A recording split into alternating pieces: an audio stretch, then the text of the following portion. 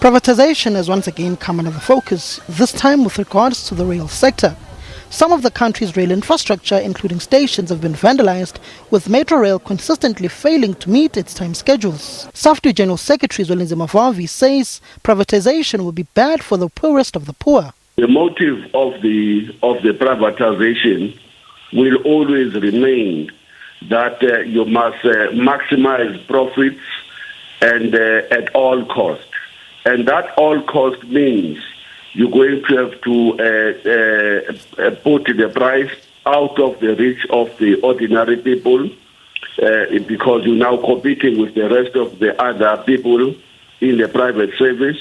And secondly, that increasing of the cost is going to make it impossible for the poorest of the poor to have access to those services. SACP spokesperson Alex Mashilo says the privatization of rail lines is from neoliberal policy document drafted by the National Treasury in 2019, itself a cut and paste of the 2017 Organization of Economic Cooperation and Development Survey of South Africa. The SACP is strongly opposed to the privatization of our rails, other publicly owned infrastructure and productive assets. We made this clear in our response to a paper first published by the National Treasury without consultation in August 2019.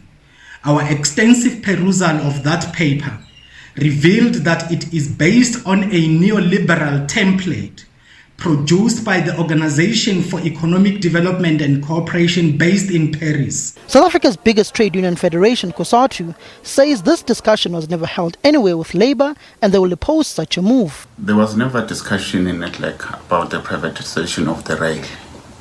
So we want to just put on record that neither government nor business raised the issues in NEDLAC during the discussion on the economic recovery plan.